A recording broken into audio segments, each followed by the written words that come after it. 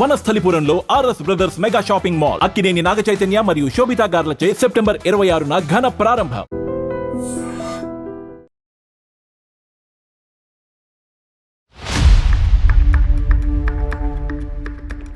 అసలు H1B visa అంటే ఏంటి? ఎందుకు H1B వీసా అప్లై చేస్తారు? దీనికి 1990కి వెళ్ళాల్సి వస్తుంది. స్టూడెంట్ వీసా మీద వెళ్ళి వర్క్ చేస్తున్నారని చెప్పి అప్పుడు కూడా కొన్ని వెళ్ళి ఇమిగ్రేషన్ 47 మందిని పంపించేశారు. ఆ ఇష్యూస్ అవుతున్నాయి.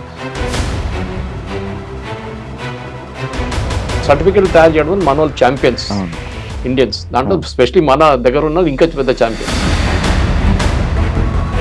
అంటే వాళ్ళ ఫ్యామిలీని అక్కడికి తీసుకొని వెళ్ళడం కోసమని వీసా ఇంటర్వ్యూస్ కానీ వెళ్తుంటే వాళ్ళు మొత్తం అందరివి రిజెక్ట్ అయిపోయాయంట. అంటే నార్మల్ వీసాస్ కూడా రిజెక్ట్ అవ్వడానికి రీజన్ ఏమైంది? వాళ్ళ డౌట్ వస్తుంది, నువ్వు ఎందుకు వెళ్తున్నావు యూఎస్కి అని అడుగుతారు.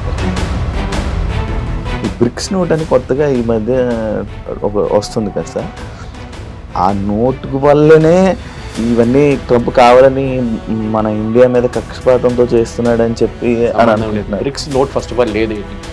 బ్రిక్స్ నోట్ అని ఏ నోట్ లేదు. అది ఏంటి సార్ మరి? బ్రిక్స్ వాళ్ళ ఇంటర్ కరెన్సీ ఎక్స్చేంజ్ కోసం. యుఎస్ వాళ్ళకి మన ఇండియా మీద కక్ష లేకపోతే యాపిల్ కంపెనీ ఇండియాలో పెడతానంటే లేదు యూఎస్లోనే పెట్టాలని చెప్పి అది ఇష్యూ చేశారు కదా. మరి అది చేస్తాడు కదా, తప్పేముంది. అంటే నువ్వు ఒక బీటెక్ కంప్లీట్ చేసావు, నువ్వు ఒక ఇంజనీరింగ్ అయిపోయి ఉందంటే నువ్వు యూఎస్లో వెళ్ళిపోవాలి. లేకపోతే ఒక పెళ్లి సంబంధం ఏదైనా సెట్ అయితే యూఎస్ వర్క్ ఇచ్చి పెళ్లి చేయాలి. అంటే ఇలాంటివి ఎక్కువ ఉండడం వల్ల యూఎస్ డిమాండ్ ఎక్కువ అయిపోయిందా? యూఎస్ అమెరికన్ డ్రీమ్ ఒకటి ఉంది, అది క్రాష్ అయిపోయింది కంప్లీట్గా. ట్రంప్ వచ్చిన తర్వాత ఇంకా మొత్తం క్రాష్ అయిపోయింది. హాయ్ హలో నమస్తే, నేను మీ anchor Siva. Welcome to iDream Media. ఈరోజు మన ముందున్న గెస్ట్ సురేష్ కొచ్చాటిల్ గారు, సీనియర్ జర్నలిస్ట్. ఈరోజు తీసుకురావడం గల కారణాలు ఏంటంటే H1B వీసా. ఇన్స్టాగ్రామ్ కానీ సోషల్ మీడియా చూసినట్లయితే మొత్తం హల్చల్ అనమాట. ఇలా H1B వీసా $1 lakh ఇలా అంతా కనిపిస్తూనే ఉంది. అసలు H1B వీసా అంటే ఏంటి? ఈ $1 lakh పెంచడానికి రీజన్స్ ఏంటి? అసలు ఎందుకు పెంచారు? ఇవన్నీ విషయాలు చాలామందికి క్లారిటీగా తెలియదు. అవన్నీ క్లారిటీగా తెలుసుకునే ప్రయత్నం అయితే చేద్దాం. ఎందుకంటే బేసిక్గా నేను కూడా చూస్తున్నప్పుడు ఏంటి న్యూస్ ఇలా వస్తుంది ఏంటి అని చూస్తుంటే నాకు సరిగ్గా ఒక క్లారిటీ లేదు, ఒక ఇది లేదనమాట. దాని మీద అవగాహన కూడా లేదు. దాని గురించి మొత్తం నీట్గా ఎక్స్ప్లెయిన్ చేయడానికి ఈరోజు సార్ మన ముందుకు వచ్చేసారు. సార్తో మాట్లాడి మనకు తెలియని విషయాలు తెలుసుకునే ప్రయత్నం అయితే చేద్దాం. హాయ్ సార్, ఎలా ఉన్నారు సార్? నమస్తే సార్, బాగున్నారా సార్? Yes sir. సరే, అందరికీ ఇదే డౌట్ సార్. సోషల్ మీడియాలో ఈ టాపిక్ ట్రెండింగ్ అవుతున్నప్పుడు అసలు H1B వీసా అంటే ఏంటి? ఎందుకు H1B వీసా అప్లై చేస్తారు? దీనికి 1990కి వెళ్ళాల్సి వస్తున్నాను. ఆ టైంలో ప్రెసిడెంట్ బుష్ ఒక ఆర్డర్ సైన్ చేశారు అండ్ లేటర్ కాంగ్రెస్ అది అప్రూవ్ చేశారు. అమెరికాలో చాలా టైప్స్ వీసాస్ ఉన్నాయి. ఇప్పుడు మీరు ఎక్కడికైనా వెళ్తుంటే మీరు వీసా అప్లై చేయాల్సి వస్తుంది. భారతదేశం నుంచి వెళ్ళేటోళ్ళకి కొంతమందికి, ఫర్ ఎగ్జాంపుల్ థాయిలాండ్ వెళ్ళాలనుకోండి, వీసా ఆన్ అరైవల్ అని ఉంటుంది. నేను అక్కడ పనిచేస్తాను, నాకు తెలుసు. వీసా ఆన్ అరైవల్ అంటే అక్కడ వెళ్ళంగానే ఎయిర్పోర్ట్లోనే 2200 బాట్లు కట్టేసి, అంటే వాళ్ళ కరెన్సీ కట్టేసి ఫామ్ ఫిల్అప్ చేసి మీకు అక్కడే స్టాంప్ కొట్టి వీసా ఇచ్చేస్తారు. That is visa on arrival. మిగతా కంట్రీస్కి ముందే వీసా అప్లై చేయాల్సి వస్తుంది. ఫర్ ఎగ్జాంపుల్ ఇప్పుడు దుబాయ్కి వెళ్తున్నాను అనుకోండి, యూఏకి వెళ్తాం, మీరు ముందే వీసా అప్లై చేయాల్సి వస్తుంది. ఇంకా ఎక్కడైనా మేజర్ కంట్రీస్, యూరోపియన్ కంట్రీస్. యూఎస్కి ఇంకా టఫ్, ఎందుకంటే మనోళ్ళు చాలా సంవత్సరాల నుంచి యూఎస్కి మన డాంకీ రూట్ అంటాం చూడండి. డాంకీ రూట్ ఒకటి ఉంటుంది, ఎట్లయినా అక్కడ చేరుకోవాలి. ఎస్పెషలీ పంజాబ్, గుజరాత్ అటువైపు నుంచి చాలామంది చనిపోయినా కానీ ప్రాబ్లం లేదు, కానీ యూఎస్కి వెళ్ళాలి నాకు. 40 లక్షలు 50 లక్షలు ఏజెంట్లకు ఇచ్చి వాడు ఎక్వెడార్ నుంచి కొలంబియా తీసుకెళ్ళి, కొలంబియా నుంచి మెక్సికో తీసుకొచ్చి, మెక్సికో నుంచి గోడ దుంకి అటువైపు యూఎస్కి వెళ్ళాలనుకుంటే అక్కడ వెళ్ళగానే వాడు మాయమైపోతాడు, క్రౌడ్లో చేరిపోతాడు. సో ఇప్పుడు దాకా యూఎస్ అడ్మినిస్ట్రేషన్ ఏంటంటే, మనం చూసుకుంటూ వస్తే బుష్ కానీ, క్లింటన్ కానీ, బైడెన్ అడ్మినిస్ట్రేషన్, వీళ్ళందరూ చాలా వీక్గా ఉన్నారు ఇమిగ్రేషన్ మీద. లక్షలాది మంది వస్తున్నారు, వచ్చి అక్కడ పనిచేస్తున్నారు. చాలామంది దగ్గర వీసాలు లేవు. వీసా అయిపోయిన వాళ్ళు, ఎక్స్పైర్ అయిన కూడా ఉన్నారు. ఇప్పుడు యూరోప్లో కూడా అదే పరిస్థితి. యూకేలో చూస్తున్నారు, బోట్లో వచ్చి దిగుతున్నారు, వాళ్ళకి హోటల్ 5 స్టార్ హోటల్ ఇచ్చేస్తున్నారు, తిండి ఇచ్చేస్తున్నారు, నిద్రపోండి, మీకు 3000 పౌండ్లు ఇస్తారు నెలకు. ఏం కావాలి ఇంకా? సోమాలియా నుంచి, సూడాన్ నుంచి, ఆఫ్రికా నుంచి అందరూ వచ్చి అక్కడ పడుతున్నారు, ఆఫ్ఘనిస్తాన్ నుంచి కూడా. కానీ యూఎస్కి ఎందుకు వెళ్తారు? ఒకటి, అక్కడ వెళ్ళే ఒక ఆస్పిరేషన్ ఒకటి ఉంటుంది కొంతమందికి. ఒకటి ఎడ్యుకేషన్. మన దగ్గర నుంచి వెళ్ళే స్టూడెంట్స్లో, ఇది నేను చెప్పట్లేదు, మీరు డేటా తీసుకోవచ్చు, మొన్న కూడా మోహన్ దాస్ పై గారు చెప్పారు ఇక. మన దగ్గర నుంచి వెళ్ళే స్టూడెంట్స్లో 90% మంది 3rd గ్రేడ్ యూనివర్సిటీస్కి వెళ్తారు యూఎస్లో. సర్టిఫికేట్ ప్రింట్ చేసే పేపర్ కూడా విలువ ఉండవు. అక్కడ కార్నల్ ఉంది, అక్కడ పెద్ద పెద్ద ఇన్స్టిట్యూట్ యూపెన్ ఉంది, చాలా మటుకు ఇన్స్టిట్యూట్స్ బూత్, చాలా పెద్ద పెద్ద ఇన్స్టిట్యూట్స్ ఉన్నాయి అక్కడ, యూనివర్సిటీస్ ఉన్నాయి. అక్కడెక్కడ వెళ్ళకుండా పేరే వినలేని ఇన్స్టిట్యూట్కి వెళ్తాడు, ఎందుకంటే అది అడ్మిషన్ అక్కడే దొరుకుతుంది. కార్నల్ నుంచి అట్లాంటి పెద్ద పెద్ద ఇన్స్టిట్యూట్స్లో మీకు మెరిట్లోనే మీకు అడ్మిషన్ వస్తుంది, మీ రికమెండేషన్ మీద ఉంటుంది. అంటే మీ ప్రొఫెసర్స్ రికమెండ్ చేయాల్సి వస్తుంది. వాళ్ళ సెలెక్షన్ ప్రాసెస్ చాలా టఫ్. బహుశా మీకు స్కాలర్షిప్ కూడా ఇస్తారు. మన వాళ్ళు ఏం చేస్తారు, ఫస్ట్ స్టెప్లో యూఎస్కి ఎందుకు వెళ్తారంటే చదువు అని చెప్పి వెళ్తారు. అక్కడ చదువు ఫినిష్ చేయగానే ఎంఎస్ వెళ్తే ఎంఎస్ ఫినిష్ చేస్తారు, కొంతమంది పిహెచ్డి లెవెల్ కూడా వెళ్తారు. అక్కడ వెళ్ళిన తర్వాత వాళ్ళు ఏం చేస్తారు, ఓపీటీ అని ఒక దాన్ని అప్లై చేస్తారు, ఆప్షనల్ ప్రాక్టికల్ ట్రైనింగ్. ఆ ప్రాక్టికల్ ట్రైనింగ్ ఏంటంటే మీరు చదువుకున్న సబ్జెక్ట్, ఫర్ ఎగ్జాంపుల్ రోబోటిక్స్ చదువుకున్నారు, ఆ రోబోటిక్స్ని మీరు ప్రాక్టికల్గా లైఫ్లో ఇంప్లిమెంట్ చేయలేదు, మీరు థియరీ నేర్చుకున్నారు. నేర్చుకోవాలంటే ఒక రోబోటిక్స్ పనిచేస్తున్న కంపెనీ దగ్గర పని చేసుకుంటే మీకు కొంచెం ఎక్స్పీరియన్స్ వస్తుంది, మీరు చేసిన డిగ్రీ కూడా విలువ ఉంటుంది. అక్కడ వెళ్తారు, 2 సంవత్సరాలు యూజ్లీ ఉంటుంది, దాన్ని ఎక్స్టెండ్ కూడా చేసుకోవచ్చు కొంచెం. అది కూడా మన వాళ్ళు మిస్యూజ్ చేశారు. దాని తర్వాత ఏం చేస్తారు, మెల్లగా H1Bకి అప్లై చేస్తారు. అంటే H1B మీరు అప్లై చేయలేరు, H1B has to be applied by the company. మిమ్మల్ని తీసుకెళ్లాల్సి అనుకుంటే కంపెనీ వాళ్ళు అప్లై చేస్తారు. అక్కడ కూడా పెద్ద ర్యాకెట్ ఉంది. ఇది ఏం జరిగిందంటే H1B ఎందుకు తీసుకొచ్చారు, అమెరికాలో stem, that is science, engineering, technology and మ్యాథ్స్లో వాళ్ళ దగ్గర షార్టేజ్ ఉందని చెప్పి వాళ్ళ నేషనల్ సైన్స్ ఫోరం, వాళ్ళ ఫౌండేషన్ 160,000 మంది తక్కువ ఉన్నారని చెప్పి 1990లో ఒక స్టడీ చేశారు. మా దగ్గర అంత ఇంజనీరింగ్ గ్రాడ్యుయేట్స్ లేరు, వస్తున్న వాళ్ళకి స్కిల్స్ లేవు, సో మేమేం చేయాలి, అమెరికన్ ఐటీ కంపెనీస్ అంటున్నారు మేము బయట నుంచి తెప్పించుకుంటాము, వాళ్ళకి ఇదే జీతం మేము కూడా ఇస్తాము. అంటే అమెరికాలో ఒక అమెరికన్ వర్కర్కి $80,000 జీతం అనుకోండి, 80 $1,00,000 ఒక సంవత్సరానికి జీతం ఉంటే మేము కూడా అదే తీసుకొస్తున్న ఎంప్లాయీ కూడా అదే ఇస్తామని చెప్తారు. కానీ చేసేది అది కాదు. ఒకసారి తీసుకొచ్చిన తర్వాత ఆయనకి అది ఇచ్చే డాలర్ కన్నా ½ ద శాలరీ ఇస్తారు. వాడు వచ్చేసిండు కాదు, ఎక్కువ మాట్లాడలేడు. ఇప్పుడు ఏమనంటే నిన్ను పంపించేస్తా వాపస్ అంటాడు. ఆడు భయపడి పని చేస్తారు, అమ్మాయి ఉండని అబ్బాయి ఉండని. ఇది మిస్యూజ్ జరుగుతుంది, చాలా సంవత్సరాల నుంచి జరుగుతుంది. ఇప్పుడు ఇవాళ వచ్చిన న్యూస్ ప్రకారం ఫైర్ వాల్ అని చెప్పి ఒకటి లాంచ్ చేశారు యూఎస్. మేజర్ ఇన్వెస్టిగేషన్ స్టార్ట్ అవుతుంది నిన్నటి నుంచి. వాళ్ళ యూఎస్ లేబర్ డిపార్ట్మెంట్ ప్రతి వీసా, ప్రతి H1B కానీ మిగతా వీసాలు కూడా ఇష్యూ చేయడానికి వాళ్ళకి జీతం ఎంత, వాళ్ళు ఎప్పుడు వచ్చిండ్రు అని మొత్తం బయట హిస్టరీ, జాగ్రఫీ అంతా బయట తీస్తున్నారు ఇప్పుడు. దీంతో బహుశా ఒక 50% ఇండియన్స్ పట్టుబడతారు, 100 ఒక మాయమైపోతారు. ఇప్పుడే మాయమైపోతారు చాలా మంది, ఎందుకంటే వాళ్ళందరూ గాయమైపోతారు అక్కడి నుంచి. సార్ గత ఒక మూడు నెలల క్రితము లైక్ ఇదే స్టూడెంట్స్ లైక్ స్టూడెంట్ వీసా మీద వెళ్ళి వర్క్ చేస్తున్నారని చెప్పి అప్పుడు కూడా కొన్ని వెళ్ళి 47 మందిని పంపించేశారు. ఆ ఇష్యూస్ అవుతున్నాయి. దానివల్ల ఏమైనా ఎఫెక్ట్ ఏమైనా ఉందా సార్? అదే మిస్యూజ్ అండి. అంటే మీరు పని చేయడానికి మీకు లీగల్గా రూల్స్ ఉంటుంది. ఈవెన్ కెనడాలో మీకు ఉంది, ఆస్ట్రేలియాలో కూడా ఉంది. కెనడా ప్రాబ్లం ఏంటంటే పాపులేషన్ చాలా తక్కువ, వాళ్ళ దగ్గర పని చేయడానికి మనుషులు లేరు. వాళ్ళ దగ్గర న్యాచురల్, ఎందుకంటే కెనడాలో మీరు ఉండే పరిస్థితిలో కొన్ని స్టేట్సే ఉన్నాయి అనమాట, కొన్ని ఏరియాస్లోనే మీరు ఉండొచ్చు. మీతో అంతా చాలా హార్ష్ వెదర్, -30 -40కి వెళ్ళి అక్కడ ఉండలేరు. చైనాలో ఉన్న కెనడాలో ఉన్న కొన్ని సిటీస్లోనే అందరు ఉంటారు. వాళ్ళకి ఫామ్ ల్యాండ్ ఆపరేట్ చేయడానికి, అంటే పెద్ద పెద్ద వందలాది ఏకర్ల ఎవరు లేరు నడిపేది. సో పంజాబ్ నుంచి చాలా మందిని తీసుకెళ్లారు, and they are hard working. వాళ్ళు వెళ్ళి మొత్తం దీని అంతా ట్రాక్టర్ పెట్టి అంతా సాఫ్ చేసి ప్రొడక్షన్ మొదలు పెట్టారు. నెక్స్ట్ వేవ్ ఎడ్యుకేషన్ కోసం వెళ్ళారు. యూఎస్ యూనివర్సిటీలో అడ్మిషన్ రాని వాళ్ళు కెనడాకి వెళ్ళారు. ఐడియా ఇస్ కెనడాలో ఉండి మెల్లగా యూఎస్కి దూరిపోదాం, ఎవడు పట్టుకోడు నన్ను. ఎందుకంటే Canada US border open border, అంత పెద్ద చెక్కింగ్ ఏం లేదు. మీరు ఈజీగా మాయమైపోవచ్చు. అక్కడ వెళ్ళి గాయపేసి మీరు సడన్గా యూఎస్లో కనిపిస్తారు నెక్స్ట్ డే. యూఎస్లో ఉన్న ఐస్ అంటే డిపార్ట్మెంట్ కూడా ఉంది, వాళ్ళ ఇమిగ్రేషన్, కస్టమ్స్ అండ్ ఎన్ఫోర్స్మెంట్. వాళ్ళు ఏం చేస్తారంటే చెక్ చేయాలని రూల్ వాళ్ళ దగ్గర ఉంది, కానీ ఇప్పుడు దాకా అది చేయలేదు.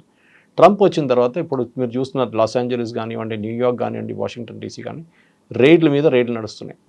రెస్టారెంట్లో పనిచేస్తున్న ఎంప్లాయీస్ని పట్టుకెళ్తున్నారు, పెట్రోల్ బంక్లో పనిచేస్తున్న పట్టుకెళ్తున్నారు. దాంట్లో చాలా మంది మన వాళ్ళే ఉన్నారు తెలుగు స్పీకింగ్ స్టేట్స్ నుంచి. ఈ ప్రాబ్లం మీకు కేరళలో కనిపించదు. కేరళ నుంచి వచ్చే H1B మీద వెళ్ళే వర్కర్స్ అందరూ నర్సెస్. యూఎస్లో నర్సెస్ పెద్ద షార్టేజ్ ఉంది, యూరోప్లో కూడా ఉంది సేమ్ ప్రాబ్లం. సెకండ్ డాక్టర్స్ కూడా తక్కువ ఉన్నారు వాళ్ళ దగ్గర. సో డాక్టర్స్ మన దగ్గర తీసుకెళ్తారు. కానీ దీని లాజిక్ ఏంటి, H1B అనగానే హైలీ స్కిల్డ్ వర్కర్. అంత ఎక్సెప్షనల్ స్కిల్ మీకు ఉందన్నమాట. ఓకే. ఏ ఫీల్డ్ అయినా మీ ఫీల్డ్ నుంచి. మన దేశంలో H1B అనగానే అందరూ ఐటీతో ఈక్వేట్ చేస్తారు. కాదు, అవును sir. H1B is for all fields. మీరు ఒక great musician, great sound recordist, okay, లేకుంటే మీరు సైంటిస్ట్, మీరు ఆస్ట్రోఫిజిస్ట్, మిమ్మల్ని కూడా H1Bలో తీసుకెళ్తారు. అక్కడ ఉన్న యూనివర్సిటీస్ తీసుకెళ్ళచ్చు, ఓకే, అక్కడ ఉన్న కంపెనీలు తీసుకెళ్ళచ్చు. ఓకే. ఒక 10-15 సంవత్సరాల ముందు ఈ అకాడమిక్ వాళ్ళని H1B కోటా నుంచి తీసేశారు. ఓకే. అంటే H1Bకి ఫర్ ఎగ్జాంపుల్ 64,000 లేకుంటే 80,000 వీసాలు ఉన్నాయి అనుకుంటే ఒక సంవత్సరానికి లిమిట్ ఉంటుంది. అకాడమిక్ వాళ్ళని దాన్ని తీసేశారు, దాన్ని కలపలేదు, సపరేట్గా పెట్టుకున్నారు. వాళ్ళకి లిమిట్ లేదు. ఓకే. బికాస్ అకాడమిక్స్లో బెస్ట్ ప్రొఫెసర్స్ కావాలంటే మేము బయట నుంచి తెచ్చుకోవాలని మా దగ్గర లేరండి. ఓకే. రేపు ఫర్ ఎగ్జాంపుల్ అమెరికాలో ఒక సాంస్క్రిట్ సబ్జెక్ట్ నేర్పియాలి ఒక యూనివర్సిటీలో అంటే వాళ్ళు ఎక్కడి నుంచి తీసుకొస్తారు సాంస్క్రిట్ ప్రొఫెసర్? భారతదేశం నుంచి తీసుకురావాలి కదా, ఇక్కడి నుంచి తీసుకొస్తారు. స్పానిష్ ప్రొఫెసర్ గారు వాళ్ళు సౌత్ అమెరికా నుంచి తీసుకొస్తారు. ఓకే. ఓకే, సో అదే కదా ద మెయిన్ ప్రాబ్లమ్ ఇస్ మన దగ్గర ఈ ఫస్ట్ అండర్స్టాండింగ్ లేదు. ఎస్పెషలీ తెలుగు స్పీకింగ్ స్టేట్స్లో H1B వీసా అనగానే as a matter of right అనుకుంటున్నారు వాళ్ళు. మా రైట్ అది, మా అధికారం, మాకు అది. ఇది ఎట్లయిపోయిందంటే మీరు రీప్లేస్ చేస్తున్న ఎవరిని అక్కడ. H1B is meant to replace an American worker. అమెరికాలో ఉన్న వాళ్ళ సిటిజన్ ఉద్యోగం నీకు ఇస్తున్నారు. ఎందుకు? వాళ్ళ దగ్గర స్కిల్ లేదు, వాడు నేర్చుకోలేదు, వాడు కాలేజ్కి వెళ్ళలేదు, మా దగ్గర అంత సైంటిస్ట్ లేరు, లేకుంటే అంత ఇంజనీర్ లేరు, వీరిని తీసుకుంటున్నాము. పెటిషన్ ఫైల్ చేసి ఆర్గ్యూ చేయాల్సి వస్తుంది కంపెనీ ఇమిగ్రేషన్ ముందు. నేను ఎందుకు తీసుకొస్తున్నా అంటే ఒక లీగల్ కేసు లాగా ఆర్గ్యూ చేయాలి. చూడండి ఈయన క్వాలిఫికేషన్ ఇంత, ఇదంతా, ఆయన ఇది చేస్తున్నాడు, అది చేస్తున్నాడు చెప్పి ఆర్గ్యూ. లాస్ట్ వాళ్ళు కన్విన్స్ అయితే మీకు H1B ఇస్తారు. Okay sir. ఇప్పుడు H1B వీసా $1 lakh పెట్టడానికి రీజన్ ఏంటి సార్? దానివల్ల ఏమైనా ఇండియాకి ఏమైనా లాస్ ఉందా? ఇండియా అని కాదు, ఇప్పుడు ఇక్కడి నుంచి వెళ్ళే దాంట్లో 82% మంది ఇండియన్స్. ఓకే, అంటే 70 దాకా పెట్టుకోవచ్చు మనం, ఇంక్లూడింగ్ చైనీస్ ఇట్స్ 82 నా. చైనీస్ 12 ఉన్నారు, మనం 70% మన వాళ్ళే. ఇద్దరు కలిపితే మెజారిటీ మనం చైనా. ఎందుకు పెడుతున్నారంటే ఫస్ట్ ఆఫ్ ఆల్ ట్రంప్కి ఎలక్షన్ క్యాంపెయిన్ టైంలో ట్రంప్ చెప్పారు అప్పుడు H1B మిస్యూస్. H1B వీసా కాదు, వీసా తీసేయలేదు, ఇంకా వీసా అక్కడనే ఉంది, తీయలేరు, ఎందుకంటే అది కాంగ్రెస్ అప్రూవల్ కావాలి దానికి, వాళ్ళ పార్లమెంట్లో. H1B ఉంది కానీ మిస్యూజ్ చేస్తున్నారు. సో దానికి నేను మిస్యూజ్ అరకట్టడానికి చేస్తున్నా ఈ పని. అంటే మీరు నిజంగా $1,00,000 కడితే మీరు బెస్ట్ ఎంప్లాయీనే తీసుకొస్తారు మీరు. ఇప్పుడు ఎట్లయిపోయిందండి, కోవిడ్ తర్వాత మనం ఎక్కడ కూర్చొని పని చేసుకోవచ్చు. అదొకటి పెద్ద లెసన్ కోవిడ్లో. ఎక్కడైనా ఏ ఫీల్డ్ అయినా కానీ మీరు ఎక్కడ కూర్చొని పని చేసుకోవచ్చు. జూమ్ అనే సబ్జెక్ట్, జూమ్ అనే కాన్సెప్ట్ కూడా మనకు తెలియదు దానికన్నా ముందు. జూమ్ కాల్ అనగానే ఈవెన్ నార్మల్ వీడియో కాల్స్ కూడా జూమ్ కాల్ అంటాం. స్ట్రీమ్ యార్డ్ వాళ్ళు కూడా జూమ్ కాల్ అంటారు. ఒకప్పుడు వీడియో కాల్స్ కోసం వాడేవాళ్ళు జూమ్ కాల్. ఇప్పుడు చూడండి అది ఎట్లయిపోయిందంటే పేపర్ చదవడం మానేశారు చాలా మంది కోవిడ్ టైంలో. దాని తర్వాత పేపర్ సర్క్యులేషన్ పడిపోయింది, 50% ఉంది. ఇప్పుడు కూడా ఇంప్రూవ్ కాలేదు, రికవర్ కాలేదు వాళ్ళు. ఇది ప్రాబ్లం ఎక్కడ వచ్చిందంటే ఈ వీసా టైంలో ఇప్పుడు యూఎస్కి తీసుకెళ్లే దాంట్లో ఈ కోవిడ్ తర్వాత కూడా చాలా మట్టుకు అక్కడున్న వెళ్తున్న వాళ్ళు, ఇక్కడి నుంచి వెళ్తున్న వాళ్ళ క్వాలిఫికేషన్ చాలా తక్కువ. సో వీళ్ళేం చేస్తారంటే ప్యాడింగ్ అప్ రెజ్యూమే అంటారు దాన్ని. అంటే మీకు 5 సంవత్సరాల ఎక్స్పీరియన్స్ ఉందంటే ఇంకొక 5 సంవత్సరాలు దొంగ సర్టిఫికేట్ తయారు చేసుకుంటారు. నేను ఎప్పుడు జోక్ చేస్తాను, మన దగ్గర సాప్ వాళ్ళు దాని లేని సాఫ్ట్వేర్ మనకు యునైటెడ్ స్టేట్స్ ఆఫ్ అమీర్పేటలో దొరుకుతుందండి. అవును, ఎందుకంటే లేని కోర్సు కూడా వాళ్ళు నేర్పిస్తారు మీకు కావాలంటే. అది failure of the engineering college. Ameerpet అనే place is a reflection of what is wrong with engineering college education in Telugu speaking state. Telugu speaking స్టేట్స్లో ఇంజనీరింగ్ కాలేజ్లో చెప్పలేని సబ్జెక్టు లేకుండా ఆ సబ్జెక్ట్ మ్యాటర్ ఎక్స్పర్ట్స్ లేని వాళ్ళు అమీర్పేటలో వచ్చి నేర్పిస్తారు. వాడు అక్కడి నుంచి డైరెక్ట్ యూఎస్కి వెళ్తాడు. ఓకే, సో ఏమైందంటే ఈ స్కిల్ లెవెల్స్ మీకు ఇంప్రూవ్ చేయడానికి ప్యాడింగ్ అప్ రెజ్యూమేస్ చేస్తారు. అంటే 5 సంవత్సరాల ఎక్స్పీరియన్స్ ఉన్నవానికి 5 సంవత్సరాలు. నిన్ననే 3 రోజుల క్రితం హైదరాబాద్లో ఇమిగ్రేషన్లో ఎయిర్పోర్ట్లో ఒకరిని పట్టుకున్నారు. యూకే పోతున్న అబ్బాయిని, ఇంజనీరు, బీటెక్ ఎంటెక్ అన్నీ చేసి 5 సంవత్సరాల ఎక్స్పీరియన్స్ తర్వాత వీసా కూడా వచ్చింది మనకి యూకే నుంచి. యూకేలో కన్సల్ట్ వీసా కూడా ఇష్యూ చేశారు. అక్కడ ఎయిర్పోర్ట్లో ఇమిగ్రేషన్ డాక్టర్స్ చెక్ చేస్తే బీటెక్ సర్టిఫికేట్ దొంగతనం తెచ్చుకున్నాడు, ఎంటెక్ దొంగతనం తెచ్చుకున్నాడు, ఎక్స్పీరియన్స్ కూడా సార్ ఎయిర్పోర్ట్ ఇమిగ్రేషన్లో చెక్ చేస్తారా సార్? చెక్ చేస్తారు, డౌట్ ఉంటే చెక్ చేస్తాం. మీ బాడీ లాంగ్వేజ్ వస్తుంది తెలిసిపోతుంది వాళ్ళకి. Okay okay. కానీ నా ప్రశ్న ఏంటంటే అది కాదు, ఈ కన్సులేట్ వాళ్ళు ఏం చేస్తారు? యూజువల్లీ ఏం చేస్తారంటే కన్సులేట్ ఇది ఇప్పుడు కాదు, 15 సంవత్సరాల ముందు మొదలు పెట్టారు. ఒక లింకేజ్ పెట్టుకున్నారు సాఫ్ట్వేర్.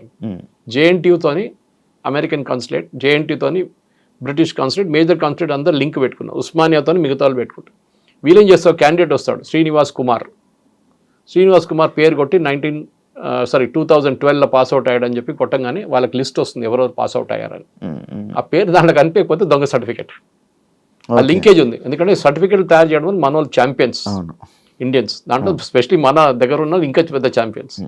మన దగ్గర ఎడ్యుకేషనల్ కన్సల్టెంట్స్ ఉంటారు, వాళ్ళు మీరు లేనిపోయిన బ్యాంక్ బ్యాలెన్స్ చూపిస్తారు, మీకు లేనిపోయిన సర్టిఫికేట్లు తయారు చేసిస్తారు, లేనిపోయిన ఎక్స్పీరియన్స్ చూపిస్తారు. కరెన్సీ చేసేస్తున్నారు. ఇది ఇప్పుడు అంతా కలిసి పడ్డది అక్కడ యూఎస్లో. ఈ ఫేక్ రెజ్యూమెస్ కానివ్వండి, మీరు ఎక్స్పీరియన్స్ ఇప్పుడు చూడండి, లేబర్ డిపార్ట్మెంట్ ఇంత స్ట్రిక్ట్గా ఇప్పుడు దాకా రాలేదు. మీరు చూసిన సినిమా ఏం లేదు ఇప్పుడు, అది చూసిన ట్రైలర్ ఇప్పుడు ఈ $1 lakh ఇప్పుడు రాబోతుంది పెద్ద బాంబు. ఏం సార్ రేట్ నడుస్తున్నాయి ఇప్పుడు.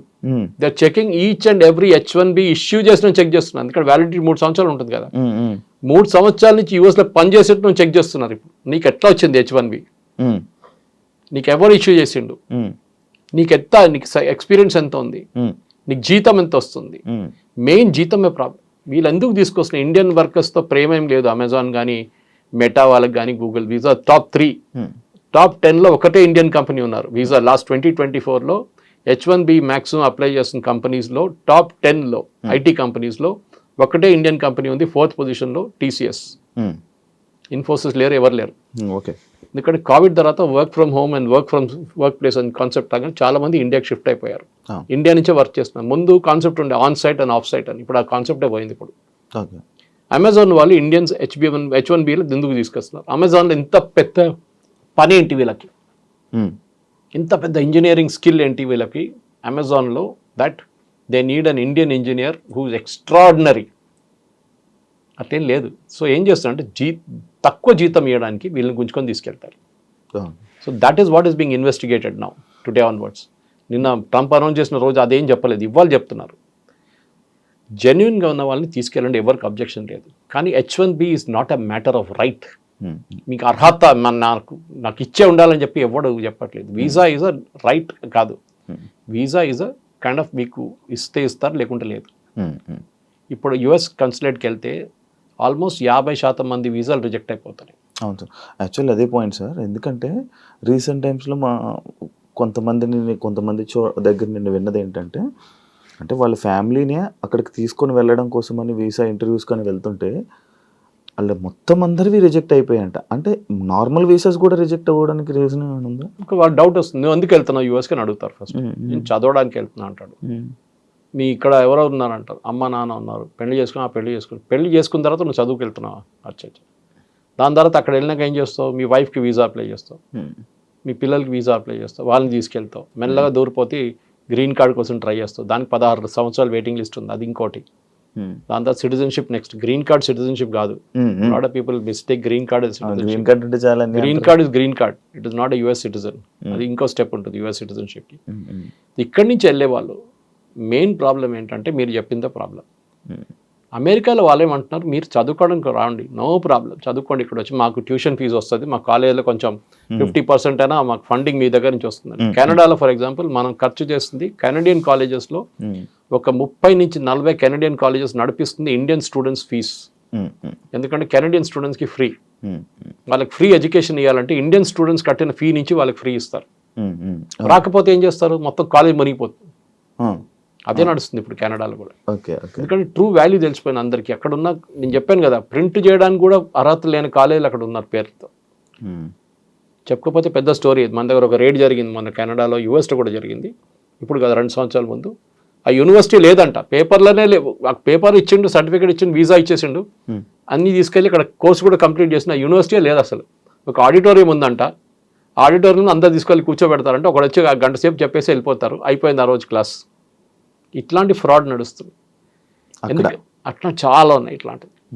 సో ఇప్పుడు US గవర్నమెంట్ ట్రంప్ని తప్పుపట్టలేమండి. నేను మళ్ళీ అదే సబ్జెక్ట్కి వస్తున్నాను. బంగ్లాదేశ్ వచ్చి ఇండియాలో వచ్చి మీ ఉద్యోగం తీసుకెళ్తే మీకు ఎట్లా ఉంటుంది? అదే కదా మనం అప్పుడు అంటున్నాం, బంగ్లాదేశ్ని పంపించండి, రోహింగ్యాలను ఇక్కడ ఏం చేస్తున్నాం వాళ్ళు పంపించండి అని.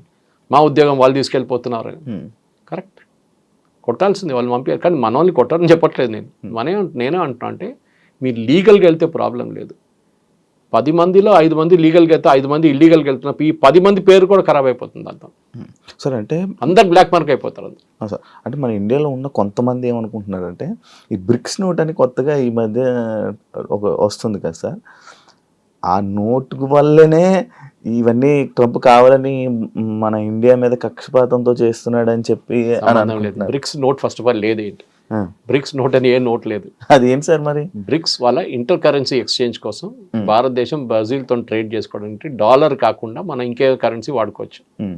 ఫర్ ఎగ్జాంపుల్ రష్యాతో మనం ట్రేడ్ చేస్తున్నప్పుడు రష్యా స్విఫ్ట్ సిస్టమ్ అనే ఒక ఇంటర్నేషనల్ సిస్టమ్. మీరు ఇప్పుడు ఒక ఇంటర్ కంట్రీ ట్రాన్స్ఫర్ చేస్తే ఇక్కడ నుంచి మీరు యూఎస్కి వచ్చి డబ్బులు పంపిస్తున్నారు, మీ తమ్ముడు అక్కడ చదువుకుంటున్నాడు, మీరు ఆయనకి ఫీజు ఇక్కడి నుంచి పంపిస్తున్నారు, మీరు బ్యాంక్కి వెళ్ళి డబ్బులు కట్టి వాళ్ళ బ్యాంక్కి ట్రాన్స్ఫర్ చేస్తారు.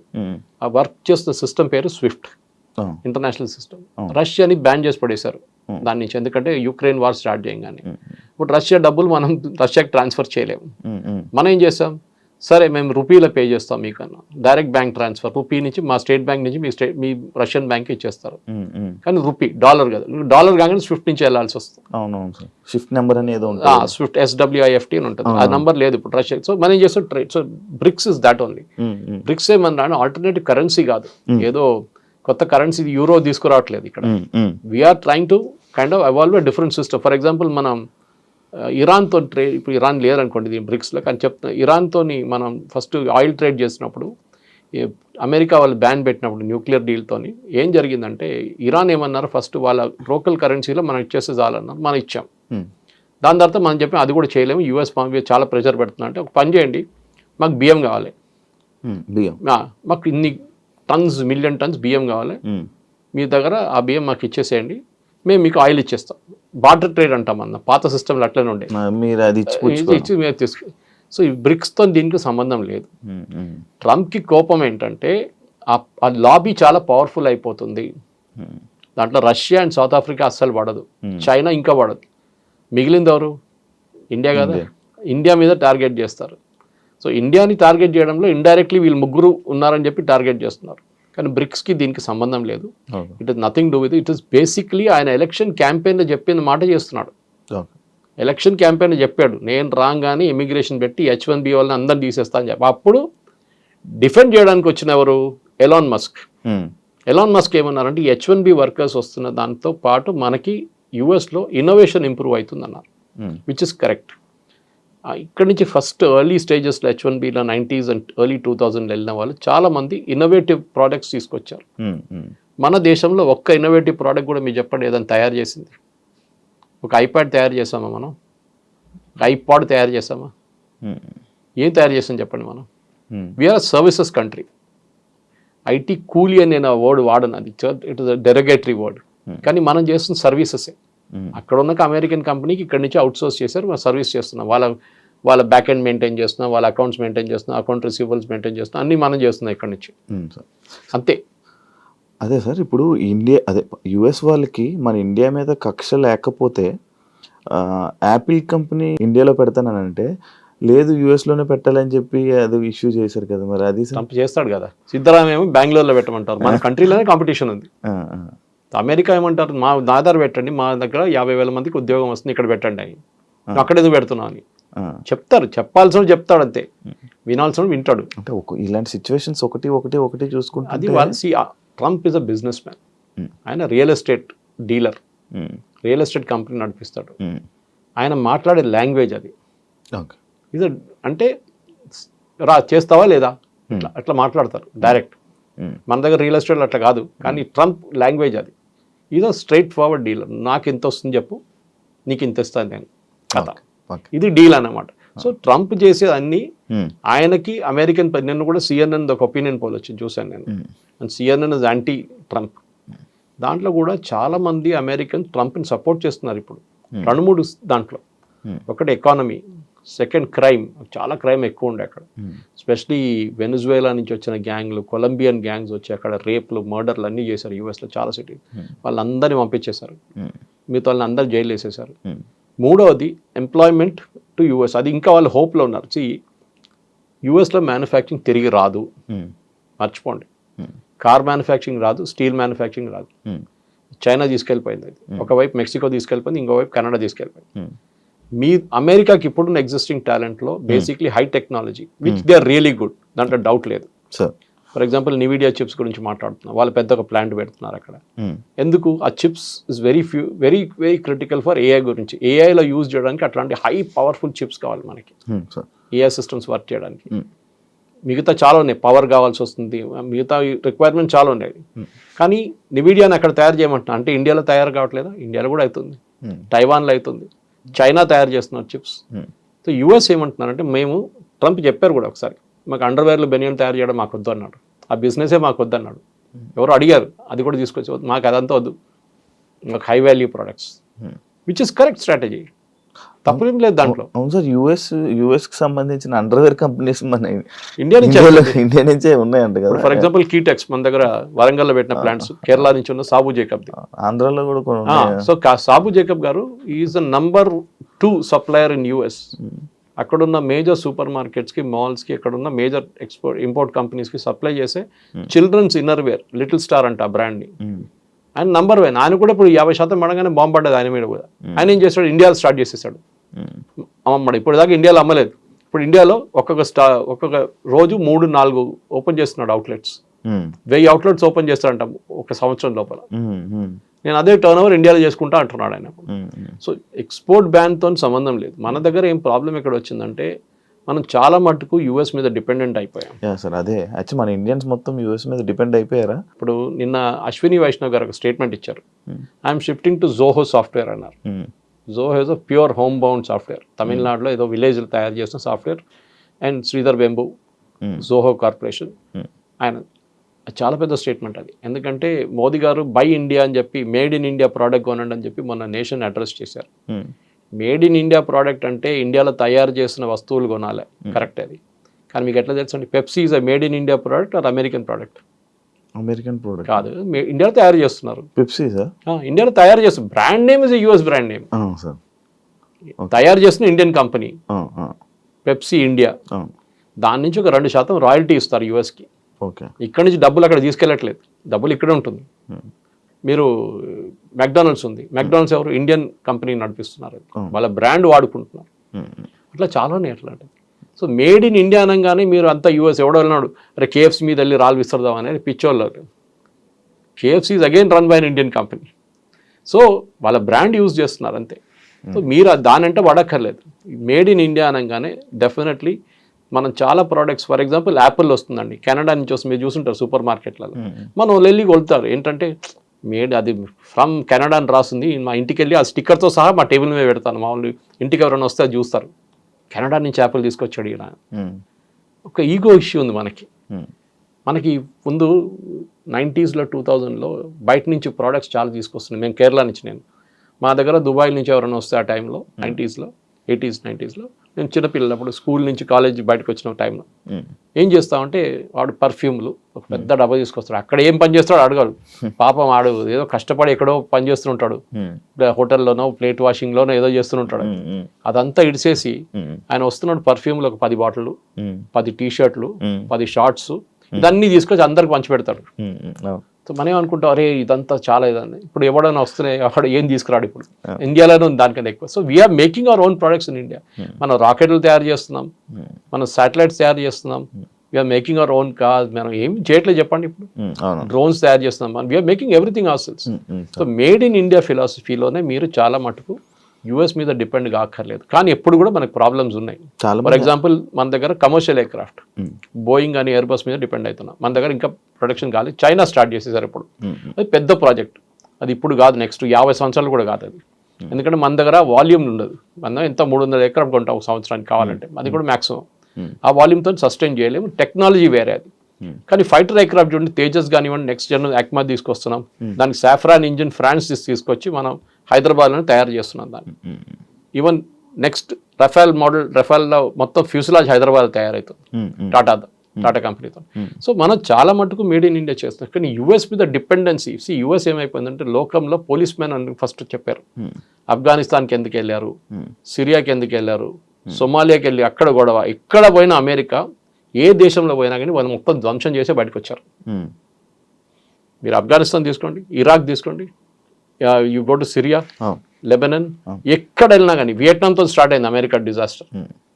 ఒక్క మాట కూడా అమెరికా ఒక్కటే చాలా కేర్ఫుల్ ఉంటారు. వాళ్ళ సాయిల్ మీద కొట్లాడరు, ఎప్పుడు యుద్ధం ఉండదు. రెండోసార్లు వాళ్ళ మీద యుద్ధం అని చెప్పలేం, అటాక్ జరిగింది. ఒకటి పర్ల్ హార్బర్లో జాపనీస్ అటాక్ చేశారు, నెక్స్ట్ 9/11లో ప్లేన్ తీసుకొచ్చి ట్విన్ టవర్స్ మీద కొట్టారు. Only twice. అది కాకుండా ఎప్పుడైనా అమెరికా ఇంకొక దేశంలో వెళ్ళి అక్కడ కొట్లాడి మొత్తం అక్కడ ధ్వంసం చేసి బయటకు వచ్చేస్తారు. వియట్నాంతో Vietnam was big disaster. So అట్లాంటి లెసన్స్ మనం నేర్చుకోవాలి. అమెరికాకి ఏంటంటే వాళ్ళ సెల్ఫిష్ ఇంట్రెస్ట్ వాళ్ళు చూసుకుంటున్నారు. మోదీ గారు వెళ్ళి రేపు నేను బంగ్లాదేశ్ వాళ్ళకి ఉద్యోగం ఇస్తా అంటే మోదీ గారిని రేపు తీసి కింద పడేస్తారు ఇక్కడ ఉన్న ప్రజలు. మాకు ఉద్యోగం కావాలి, బంగ్లాదేశ్ వాళ్ళకి వద్దు అని చెప్పేసి. అదే పాలసీ ఆయన ఫాలో చేస్తున్నాడు. He's catering to his constituency. ఆయన ఓటర్ల కోసం ఆయన ఏమైనా చేస్తాడు. సార్ మన ఇండియాలో ఎక్కువగా మన తెలుగు వాళ్ళు అంటే నువ్వు ఒక బీటెక్ కంప్లీట్ చేసావు, నువ్వు ఒక ఇంజనీరింగ్ అయిపోయిందంటే నువ్వు యుఎస్లో వెళ్ళిపోవాలి, లేకపోతే ఒక పెళ్లి సంబంధం ఏదైనా సెట్ అయితే యుఎస్ వర్క్ ఇచ్చి పెళ్లి చేయాలి అంటే ఇలాంటివి ఎక్కువ ఉండడం వల్ల యుఎస్ డిమాండ్ ఎక్కువ అయిపోయిందా? యుఎస్ అమెరికన్ డ్రీమ్ ఒకటి ఉంది, అది క్రాష్ అయిపోయింది కంప్లీట్గా. ఇప్పుడు ట్రంప్ వచ్చిన తర్వాత ఇంకా మొత్తం క్రాష్ అయిపోయింది, క్రాష్ ల్యాండింగ్ అయిపోయింది కంప్లీట్గా.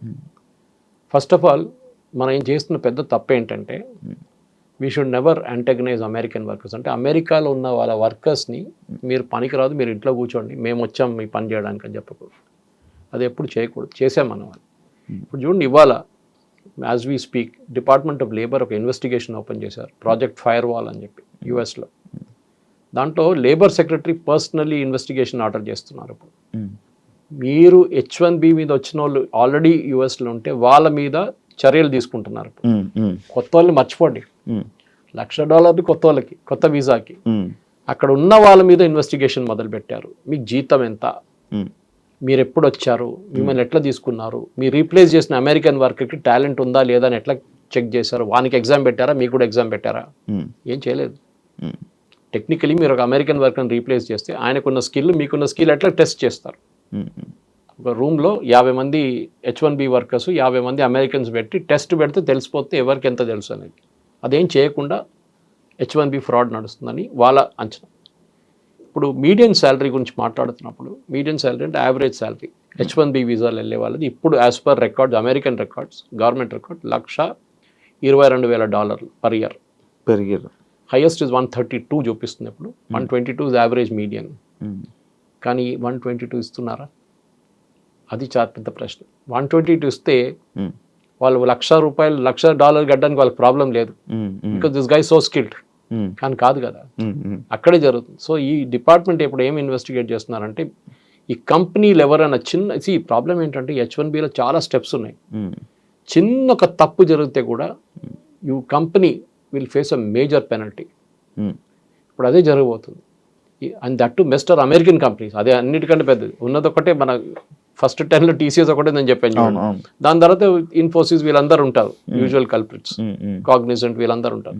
కానీ మేజర్ ప్రాబ్లం ఎక్కడ వస్తుందంటే మిస్టెప్స్ అంటారు. మనం చిన్న ఒక తప్పు ఫామ్లో ఫిల్అప్ చేస్తున్నప్పుడు, లేకుంటే పిటిషన్ ఫైల్ చేస్తున్నప్పుడు చిన్న ఒక తప్పు చేస్తే ఇప్పుడేమంటున్నా అంటే ఇన్వెస్టిగేషన్ బయటకు వస్తే మీరు ఏ అమెరికన్ వర్కర్ని తీసేశారో ఉద్యోగం నుంచి వాళ్ళకి డబ్బులు ఇవ్వాలంటున్నారు.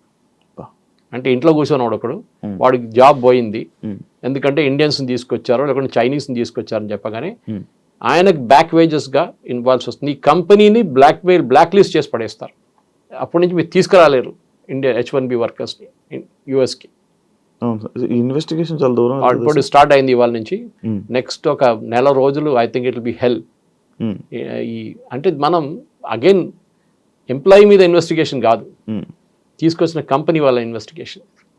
అమెజాన్ కానీ, మెటా కానీ, మీరు మిగతా కంపెనీ, ట్విట్టర్, చాలా మంది ఉన్నారు అట్లా తీసుకొచ్చిన వాళ్ళు. ఇప్పుడు మన వాళ్ళు అక్కడ వెళ్ళిన ఉన్న వాళ్ళకి అక్కడ ఏం ఇష్యూ లేదా సార్? ఉండొచ్చు.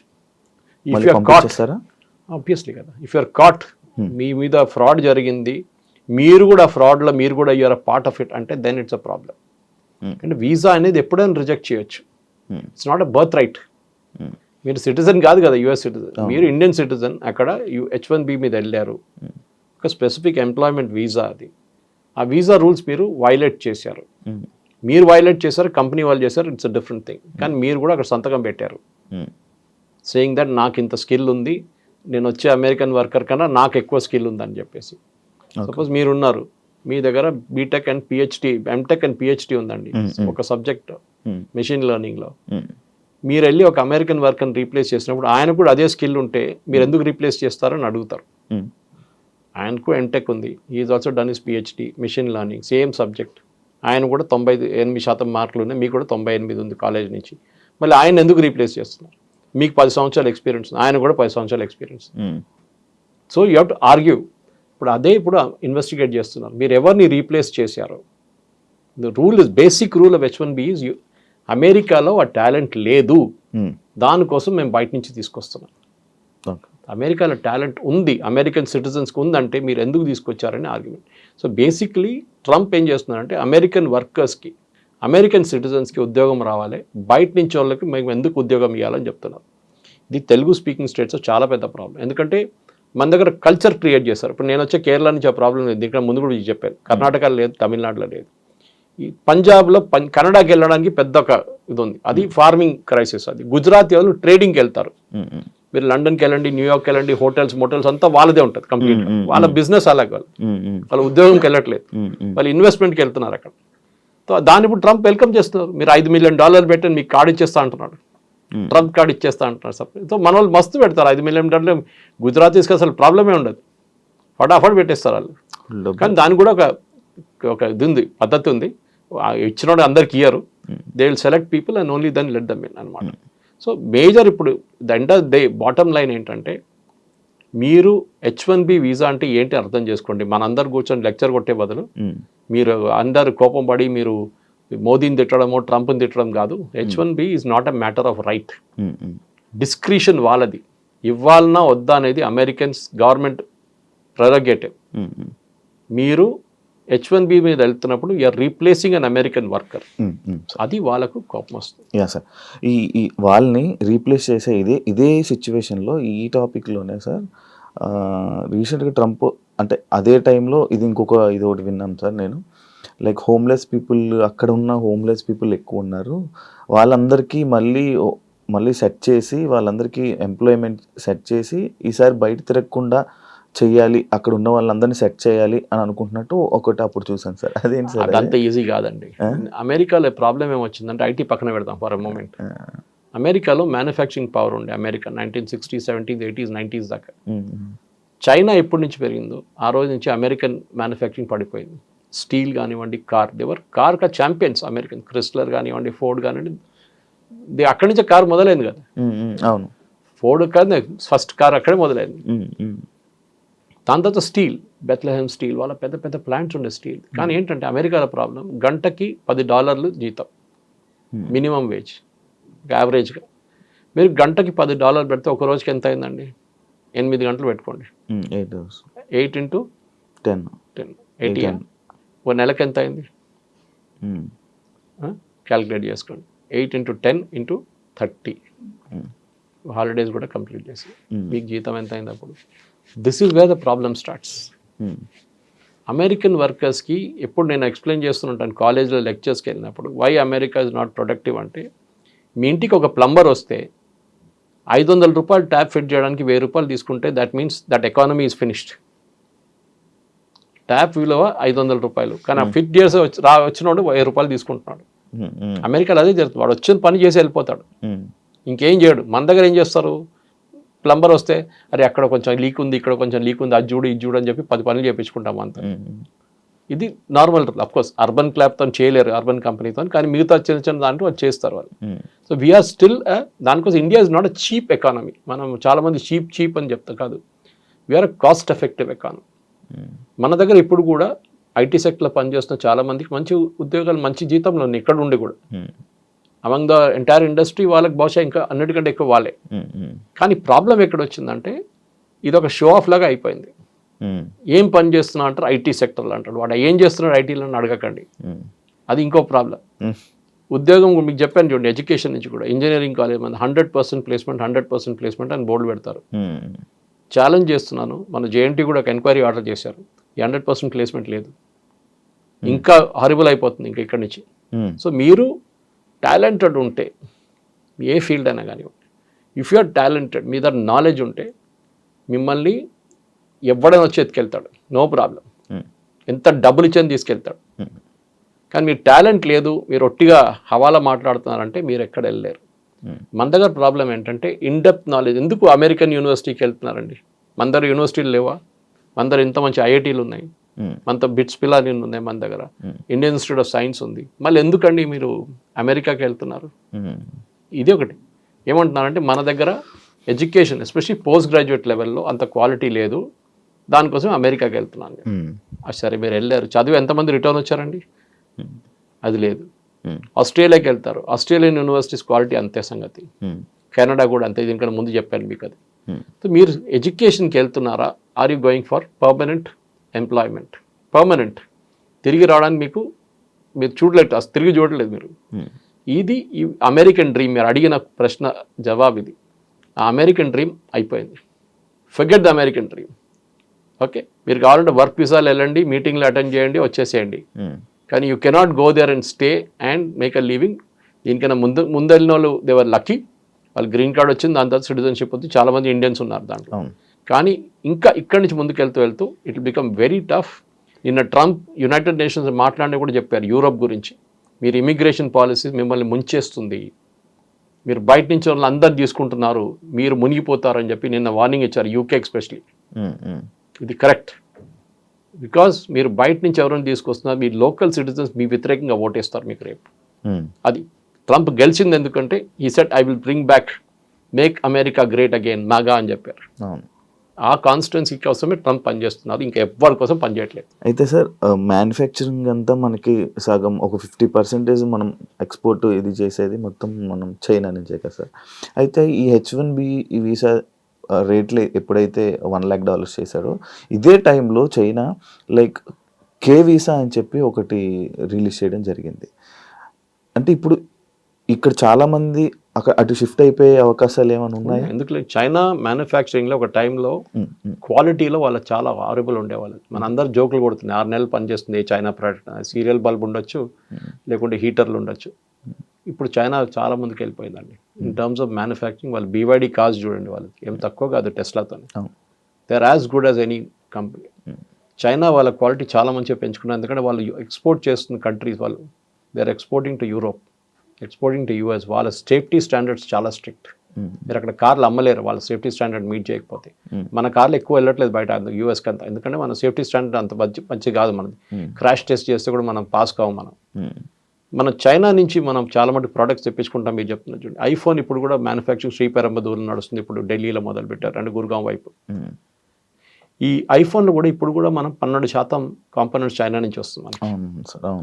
అది మన టైం పడుతుంది, సంవత్సరం 2 సంవత్సరాల్లో we will be able to make the same things, flat bed panels కానీ మిగతా ఏమైనా కానీ.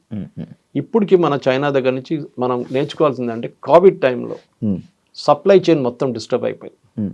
ఫర్ ఎగ్జాంపుల్ మనం ఫార్మస్యూటికల్స్లో మనం బేసిక్ ఫార్మస్యూటికల్స్ మర్చిపోయి APIs అంటారు దాన్ని, మనం దాన్ని మర్చిపోయి, అంటే బేసిక్ రా మెటీరియల్ మనం ముందు తయారు చేస్తుండే పటాన్చెరులో జీడి మెట్లంతా, అది మనం ఏమన్నా దాని వాల్యూ అడిషన్ లేదు.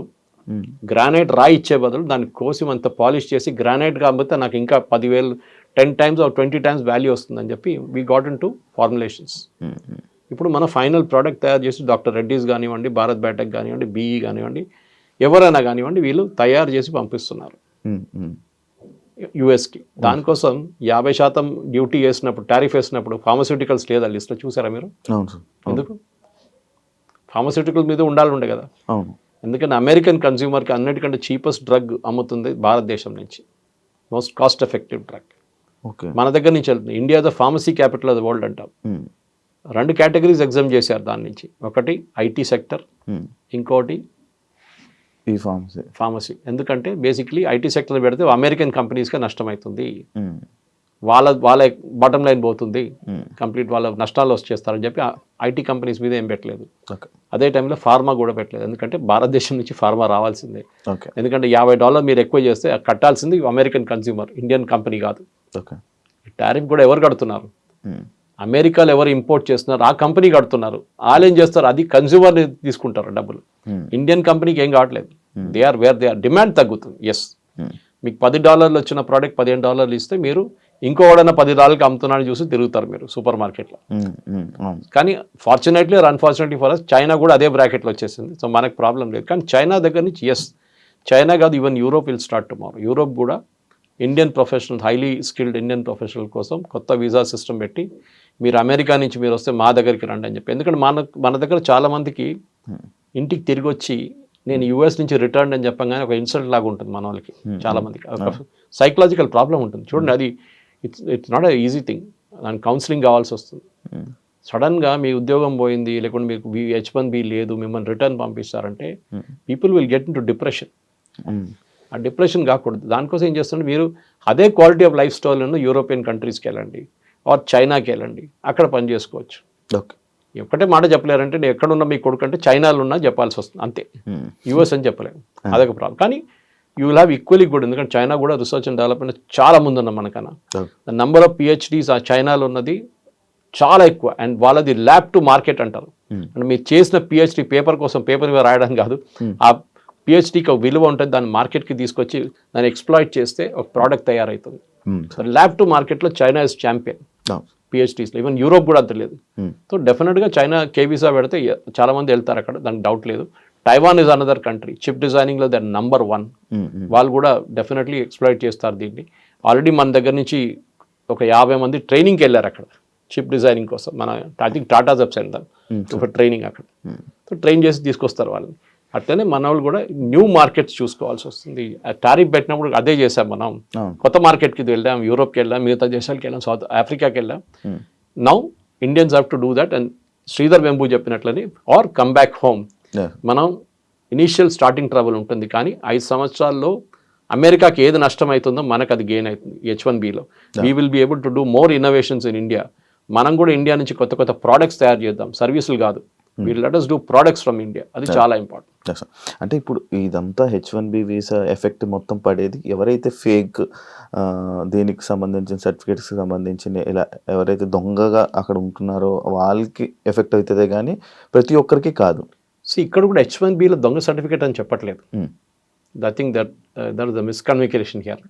దొంగ సర్టిఫికేట్ జనరలీ పోతుంది. అవును అవును. మీరు ఎక్స్పీరియన్స్ చూపించినప్పుడు 10 సంవత్సరాల నుండి 20 సంవత్సరాలు చూపించడానికి అక్కడ ఎక్స్పీరియన్స్ సర్టిఫికేట్ తయారు చేస్తారు. దాంట్లో మనం ఛాంపియన్స్. ఓకే. ఇప్పుడు ఈవెన్ ఇంటర్వ్యూస్లో ఫేస్ టు ఫేస్ ఇంటర్వ్యూస్ చేపిస్తున్నారు ఇప్పుడు పెద్ద పెద్ద IT కంపెనీస్. ముందు కెమెరా ముందు పెడితే పక్కన ఒకటి కూర్చొని ఆన్సర్ చేస్తుండే. అది చేసి ఇప్పుడు నా ఫేస్ టు ఫేస్ కంపల్సరీ చేశారు. H1B ప్రాబ్లం ఎక్కడ వస్తుందంటే కంపెనీ మిమ్మల్ని తీసుకున్నప్పుడు వాళ్ళ పెటిషన్ ఫైల్ చేస్తున్నప్పుడు, అప్లికేషన్ ఫైల్ చేసినప్పుడు దాంట్లో ఏమైనా తప్పు ఇన్ఫర్మేషన్ ఇచ్చారా మీ గురించి, లేకుంటే అమెరికన్ వర్కర్ ఈ స్కిల్ వర్కర్ లేరని చెప్పినప్పుడు ఉన్నప్పుడు లేదని చెప్తే అబద్ధం. అప్పుడు ప్రాబ్లం కంపెనీకి వస్తుంది, మీ వీసా కూడా ఇంపాక్ట్ అవుతుంది దాంతో. Thank you sir, thank you so much sir. నాకు తెలియంది అండ్ చాలా మందికి తెలియని ఇన్ఫర్మేషన్ని చాలా చక్కగా మంచిగా పాస్ చేసినందుకు. ఒక్కటే డిస్క్లైమర్ ఏంటంటే, నేను చెప్పిందంతా వేదవాక్యం అనుకొని అన్నీ need not take it as truth. మీరు కూడా ఎక్స్పర్ట్స్ ఉంటారు దీంట్లో, ఈ ఫీల్డ్లో. నేను చాలా మటుకు చదివి రీసెర్చ్ చేసిన సబ్జెక్టే నేను మాట్లాడతాను. కానీ రోజుకి ఇది ఎంత మలుపు తిరుగుతుంది. రోజుకి ఒకరోజు చెప్పింది కాదు, నెక్స్ట్ ట్రంప్ ఇదే కదా. ట్రంప్ దగ్గర ఇవాళ అడిగితే పిల్లి ఏ కలర్ అంటే తెల్లదంటాడు, నెక్స్ట్ డే నల్లదంటాడు. అది ట్రంప్ ప్రాబ్లం అనమాట. సో మనం కూడా we should be constantly on the lookout. And specially నాకు అన్నిటికంటే పెద్ద వరి ఏంటంటే ఈ లేబర్ ఇన్వెస్టిగేషన్. ఇది ఇవాళ దాకా జరగలేదు. ఇది పెద్ద ఒక థ్రెట్. రాత్రికి రాత్రి బహుశా H1B క్యాన్సల్ కావచ్చు, ఎగ్జిస్టింగ్ వన్ కొత్తల్ని మర్చిపోండి. So this is what I want to say. ఉన్నవాళ్ళు. Thank you sir, thank you so much sir.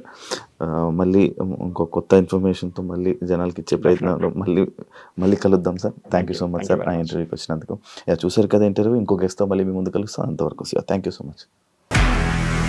నిజంగా ప్రస్తుతం ఉన్నటువంటి సమాజం దేనికి ప్రయారిటీ ఇస్తుంది? ఆర్థిక సంబంధాల చుట్టూ మాత్రమే తిరుగుతుంది. మళ్ళీ ఎన్నికలంగానే చాలా విరక్తి కలుగుతాను. మంచి అనిపిస్తుంది కదా, లేడీస్ కూడా ఛాలెంజింగ్ జాబ్స్ చేసినప్పుడు చాలా బాగుంటది. ట్రాఫిక్ అసిస్టెంట్స్ గా నియమించిన ట్రాన్స్జెండర్స్ అందరితో సాల్యూట్ చేయించుకుంటున్నారు. ఫుడ్ డెలివరీ ఇవ్వటానికి వెళ్ళినటువంటి డెలివరీ బాయ్ అనిల్ పై కళ్ళ ముందు